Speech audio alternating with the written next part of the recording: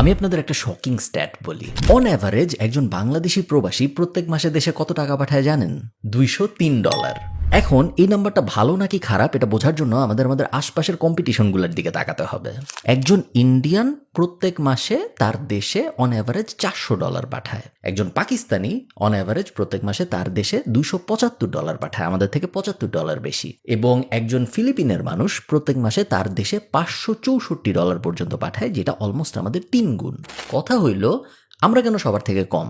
আমাদের মধ্যে এমন কি নাই বা আমরা কি অ্যাকচুয়ালি ঠিকমতো করি নাই যেই কারণে অন্যান্য দেশের মানুষজন, এবং এমন না যে অনেক আধুনিক বিশ্বের মানুষজন, ইন্ডিয়ার মানুষ, পাকিস্তানের মানুষ, ফিলিপিনের মানুষ, এরা আমাদের 1.5 গুণ 2 গুণ কখনো কখনো 3 গুণ বেশি পরিমাণ টাকাও পাঠাতে পারছে তার নিজের দেশে মাইগ্রেন্ট ওয়ার্কার হিসেবে।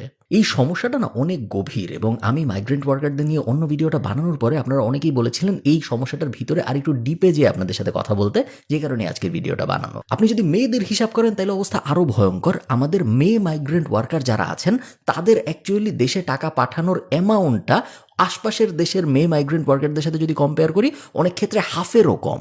মানে হইল আমাদের ছেলে মাইগ্রেন্ট ওয়ার্কাররা তো নিগৃহীত হই, সবচেয়ে কম ওয়েজ পাই, মেয়ে ওয়ার্কাররা তার থেকেও 50% কম পায় কম্পেয়ার টু আমাদের আশপাশের নেইবারিং কান্ট্রির মেয়ে ওয়ার্কাররা।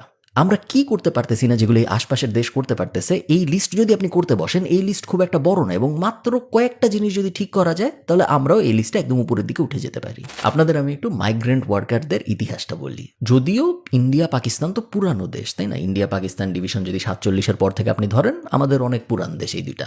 বাট যদিও এরা পুরানো দেশ, মাইগ্রেন্ট ওয়ার্কার পাঠানোর ক্ষেত্রে কিন্তু এদের এবং বাংলাদেশের স্টার্টিংটা অলমোস্ট সেম সময়ই। কারণ এই যে গালফ কান্ট্রিগুলা যেখানে মূলত লেবার পাঠানো, মাইগ্রেন্ট ওয়ার্কার যাওয়া, এই ব্যাপারটা শুরু হয়, এই জিনিসটা শুরু হয় 1970 সালের আশপাশে, যখন এই অয়েলের উপর ভিত্তি করে কনস্ট্রাকশন প্রজেক্টের আবির্ভাব ঘটে গালফের মোটামুটি সব জায়গায়। যখন 70-এর দশকে মিডল ইস্টের তেলের ইকোনমি বুম করা শুরু করলো, তখন মিডল ইস্টের মানুষ দরকার হলো, এবং মানুষ যখন এদের দরকার হলো, মেইনলি দরকার হলো কনস্ট্রাকশনের কাজের জন্য এবং কনস্ট্রাকশনের রিলেটেড কাজের জন্য। তো মিডল ইস্ট যখন আশপাশে তাকাইলো যে কোন জায়গার থেকে মানুষ নেওয়া যায়, প্রথমেই এদের কাছে অপশন হিসেবে আসলো ইন্ডিয়া এবং পাকিস্তান। ইন্ডিয়া এবং পাকিস্তান যে পুরাপুরি অপশনের মধ্যে আসছে তা না, ইন্ডিয়ার একটা স্পেসিফিক অঞ্চল কেরালা এবং পাকিস্তানেরও একটা স্পেসিফিক অঞ্চল পাঞ্জাব, এই দুই জায়গার থেকে মূলত মাইগ্রেন্ট ওয়ার্কার নেওয়া শুরু করে গালফ কান্ট্রিরা একদম শুরুর দিকে। এই ভিডিওর স্পন্সর ট্যাপ সেন্ড, যেটা বিদেশ থেকে দেশে টাকা পাঠানোর একটা অ্যাপ, এবং এই অ্যাপের অ্যান্ড্রয়েড এবং iOS দুইটা ভার্সনই আছে। এই অ্যাপ ব্যবহার করে বিদেশ থেকে দেশে টাকা পাঠানোর মেইন সুবিধা 5টা। 1 নম্বর সুবিধা, 0 ফি অন ট্রান্সফার। টাকা পাঠাইতে বা যিনি টাকা রিসিভ করবে তার টাকা রিসিভ করতে কোনো টাকা পয়সা খরচ হয় না। 2 নম্বর বেনিফিট, খুবই ভালো এক্সচেঞ্জ রেট। আপনারা স্ক্রিনে আজকের এক্সচেঞ্জ রেট দেখতে পারবেন। যখনই আপনি ট্যাপ